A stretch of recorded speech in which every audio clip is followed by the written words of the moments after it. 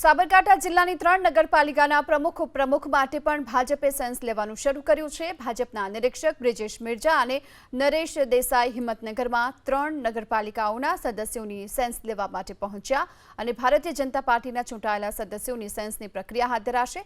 ત્રણેય નગરપાલિકાઓના ઇચ્છુક ઉમેદવારોનું લિસ્ટ પ્રદેશ ભાજપ પાર્લામેન્ટરી બોર્ડમાં મોકલાશે।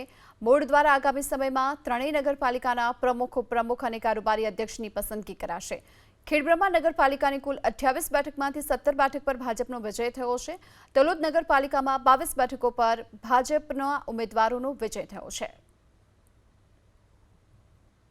તલોદ, ખેડબ્રહ્મા અને પ્રાંતિજ એમાં ચૂંટાયેલા સભ્યોને મળી એમની સેન્સ પ્રક્રિયા જાણી અને પછી જે સંકલન સમિતિ છે એની સાથે બેસીને આ પૈકી સારું શાસન નગરપાલિકાઓમાં સ્થાનિક સ્વરાજ્યની સંસ્થાઓમાં ભારતીય જનતા પક્ષ લોકોની આકાંક્ષાની પૂર્તિ માટે કરી શકે એમાં અમે સૌનો મત જાણવા માટે આજે હિંમતનગર આવેલા છીએ। આજે જે સેન્સ પ્રક્રિયા થશે એ સેન્સ પ્રક્રિયાના આધારે આગામી સમયમાં એ તમામે તમામ 3 નગરપાલિકામાં એ પ્રમુખ ઉપપ્રમુખ અને કારોબારી અધ્યક્ષની નિમણૂક થવાની છે।